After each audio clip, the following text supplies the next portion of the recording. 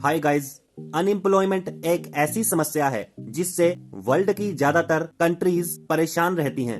But ये समस्या जितनी बड़ी दिखती है उससे कहीं ज्यादा छोटा इसका सोल्यूशन है। ऐसा कहा था अल्बान विलियम हाउसगो फिलिप ने, जिनको बिल फिलिप्स के नाम से भी जाना जाता है। बेसिकली बात यह है कि 1915 में Bill Phillip London School of Economics में अपनी थीसिस पर काम कर रहे थे। तब इन्होंने अपनी रिसर्च के दौरान यूनाइटेड किंगडम की 1816 से लेकर 1915 तक वेज और एम्प्लॉयमेंट के डाटा को एनालाइज किया और इसे ही अपनी थीसिस का आधार बनाया। इस थीसिस में इन्होंने एम्पिरिकल एविडेंस के जरिए ये प्रूव किया कि इन्फ्लेशन और अनएम्प्लॉयमेंट के बीच में एक स्टेबल और इनवर्स रिलेशनशिप होती है। इस रिलेशन को इन्होंने एक ग्राफ के थ्रू रिप्रेजेंट किया, जिस ग्राफ को कहा जाने लगा फिलिप कर्व, जिसे हम इस वीडियो में बहुत डिटेल से समझेंगे। लेकिन उससे पहले हम ये जानेंगे कि इनकी थीसिस का नाम क्या था।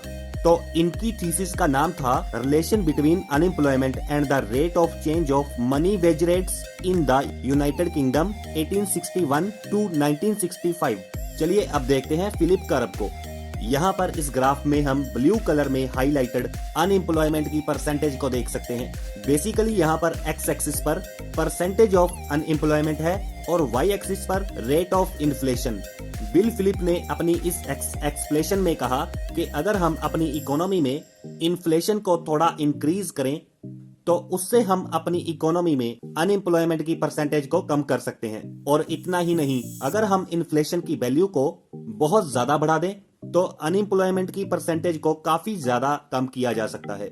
यहाँ पर आप देखिए कि जैसे ही हमने इन्फ्लेशन को हाई किया, अनएम्प्लॉयमेंट का परसेंटेज काफी कम हो रहा है। बिल फिलिप का मानना था कि स्लाइटली इन्फ्लेशन को बढ़ाने से अनएम्प्लॉयमेंट को धीरे धीरे खत्म किया जा सकता है। तो यहाँ पर हम ये बात समझ सकते हैं कि फिलिप कर्व इन्फ्लेशन और अनएम्प्लॉयमेंट में एक इनवर्स रिलेशनशिप बताता है। बिल फिलिप की ये थ्योरी 1958 में इकोनॉमिका के मैगजीन में पब्लिश हुई और इस तरह 1960s में बिल फिलिप की ये थ्योरी मॉडर्न इकोनॉमिक्स में मोस्ट इम्पोर्टेंट बन गई।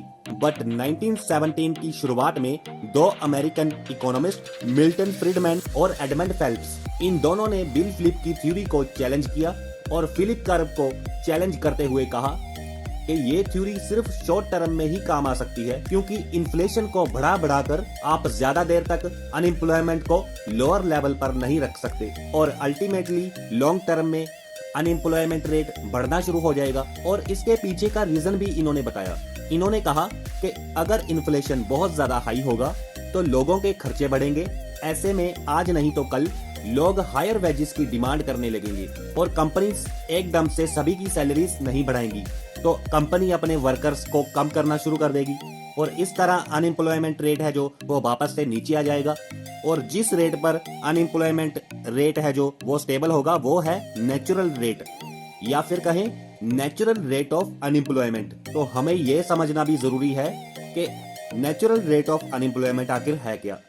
कोई भी इकोनॉमी अपने अवेलेबल रिसोर्सेज की मदद से एक आउटपुट जनरेट करती है, जिसे हम लोग जीडीपी कहते हैं। अब ये अवेलेबल रिसोर्सेज जो हैं ये हैं टेक्नोलॉजी, कैपिटल और लेबर हो सकती है। नेचुरल रेट ऑफ अनएम्प्लॉयमेंट की थ्योरी ये कहती है कि जब एक इकोनॉमी अपना मैक्सिमम जीडीपी प्रोड्यूस कर रही है तब भी उस इकोनॉमी में कुछ परसेंट तक अनएम्प्लॉयमेंट होती है, तो उसी को नेचुरल रेट ऑफ अनएम्प्लॉयमेंट कहा जाता है।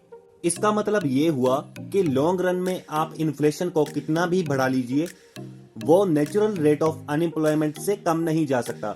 यानी लॉन्ग टर्म में आप किसी भी हाल में अनएम्प्लॉयमेंट के रेट को नेचुरल रेट ऑफ अनएम्प्लॉयमेंट से कम नहीं कर सकते। और अगर आप अपनी मॉनेटरी पॉलिसी या फिस्कल पॉलिसी के चलते ऐसा करने की कोशिश करेंगे तो ऐसा करने से इकोनॉमी में इन्फ्लेशन तो बहुत तेजी से बढ़ जाएगी, लेकिन इसके बावजूद अनएम्प्लॉयमेंट रेट को आप कम नहीं कर पाएंगे। इसीलिए नेचुरल रेट ऑफ अनएम्प्लॉयमेंट को नायरू यानी non accelerating inflation rate of unemployment भी कहा जाता है, क्योंकि आप अगर अनएम्प्लॉयमेंट के रेट को इससे ज्यादा कम करने की कोशिश करेंगे तो इन्फ्लेशन अचानक से बहुत तेजी से बढ़ेगा। और अब यहाँ पर आप मिल्टन फ्रीडमैन और एडमंड फेल्प्स के द्वारा दी गई इस थ्योरी के बेस पर फिलिप कर्व की डेविएशन को देख सकते हैं। और ये जो डेविएशन वाली बात है, यही वो थ्योरी है जिसे मिल्टन फ्रीडमैन और एडमंड फेल्प ने दिया था। तो हमने यहाँ पर फिलिप कर्व और उसके लॉन्ग टर्म वेरिएशन को समझा। वीडियो अच्छी लगी हो तो चैनल को सब्सक्राइब कीजिए, वीडियो को शेयर कर दीजिए। Thank you so much.